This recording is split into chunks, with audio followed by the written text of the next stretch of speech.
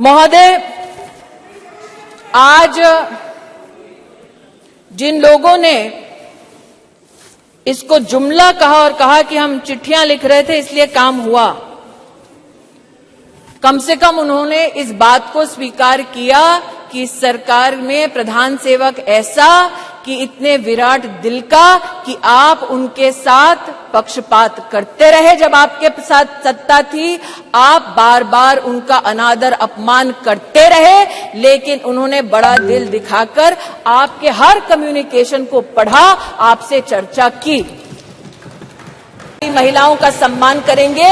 लोकसभा में जीतने वाली, राज्यसभा में हमारी जो महिलाएं सेवा दे रही है उनकी गिनती करेंगे।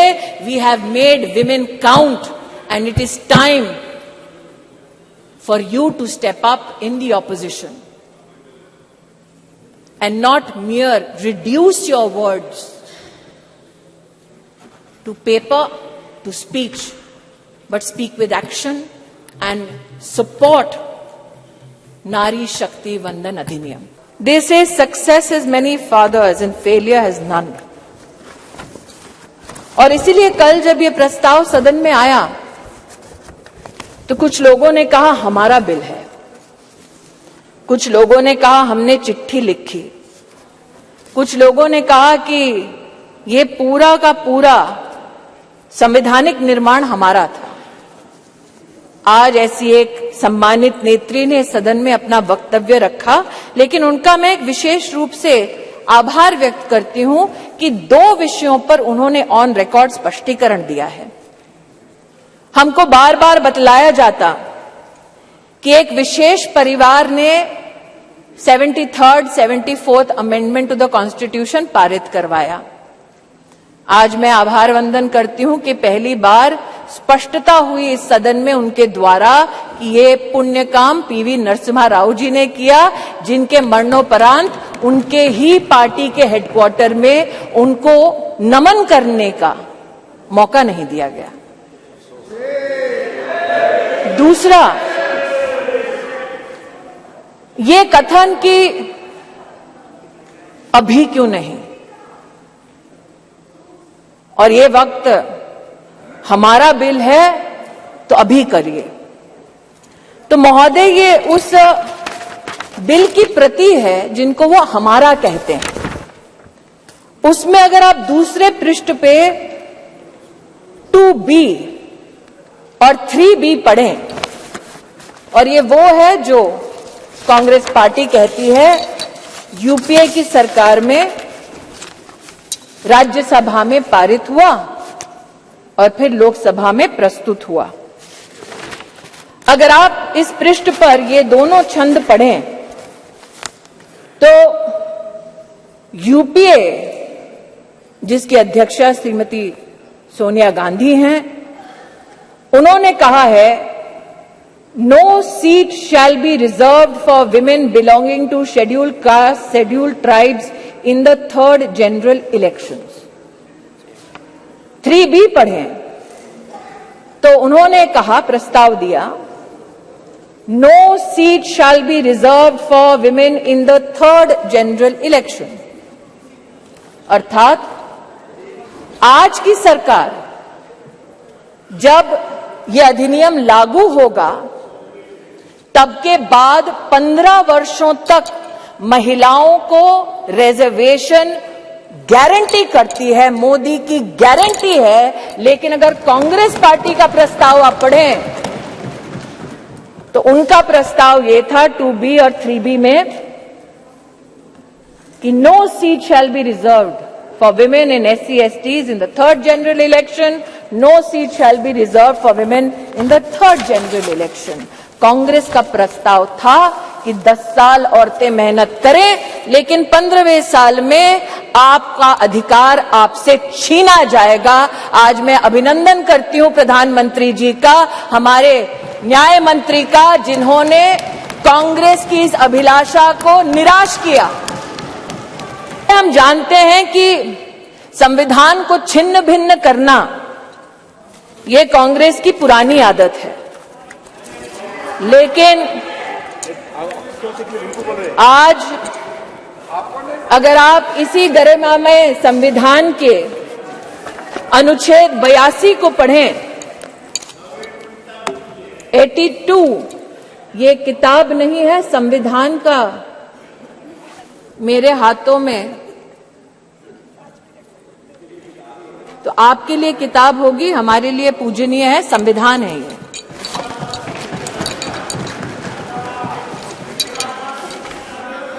आर्टिकल 82 और आपकी अनुमति से पढ़ना चाहती हूं।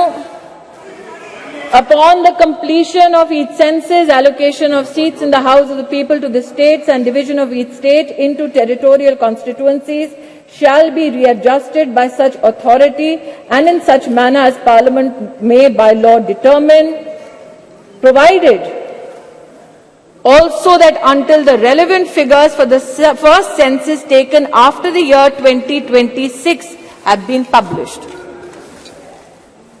तो क्या ये विपक्ष के नेताओं का मत है कि जो संवैधानिक प्रक्रिया इंगित है संविधान में, उसकी अवहेलना हो? Should we not abide by the Constitution? Is that the position taken by leaders of the opposition parties? That is my humble suggestion and submission.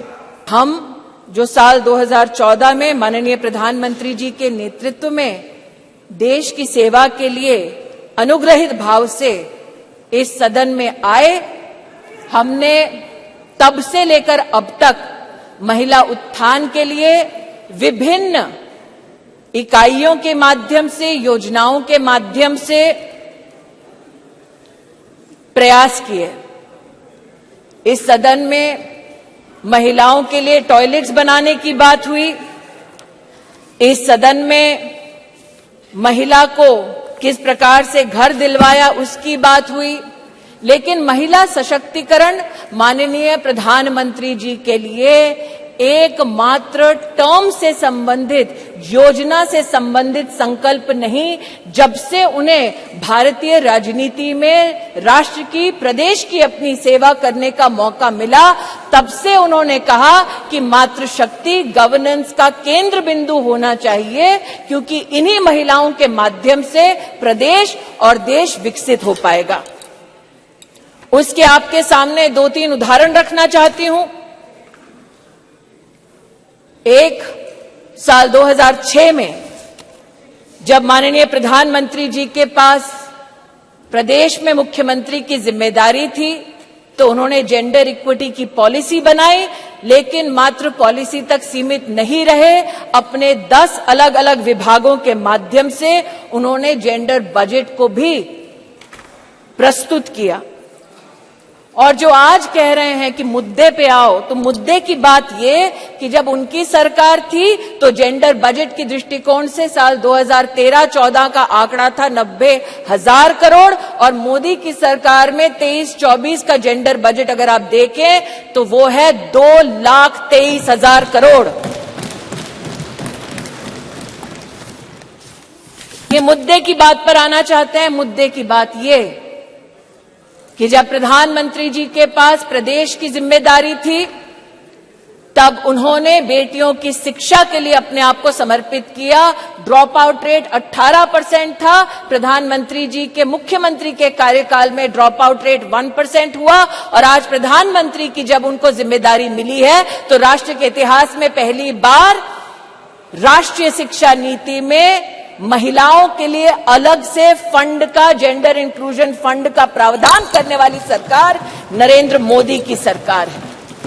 ये कहते हैं मुद्दे पर आओ, तो मुद्दा ये कि जब प्रधानमंत्री जी के पास प्रदेश की जिम्मेदारी थी, तो उन्होंने ई ममता एक कार्यक्रम शुरू किया, ताकि गर्भवती माताएं, बच्चे, उसके माध्यम से सरकारी व्यवस्था से उनका बेनिफिट ट्रैक हो सके, कौन वंचित है उस तक हम पहुंच सके। और आज नरेंद्र मोदी जब देश के प्रधानमंत्री हैं, तो राष्ट्र के इतिहास में पहली बार पोषण ट्रैकर के माध्यम से देश के 7.5 करोड़ बच्चे और 2.5 करोड़ महिलाओं को पोषण अभियान के माध्यम से डिजिटली सेवा पहुंचाई जाती है।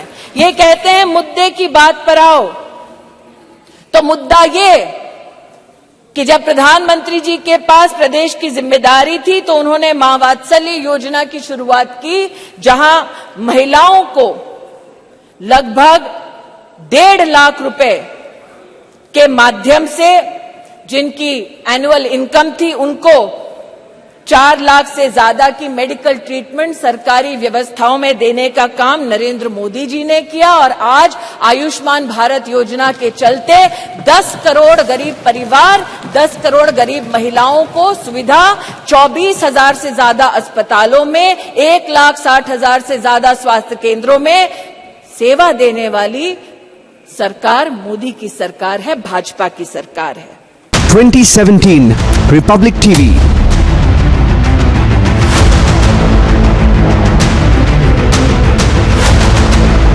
(2019) रिपब्लिक भारत।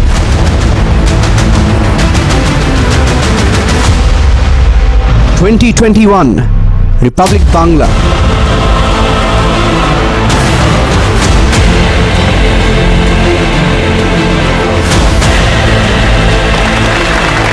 2023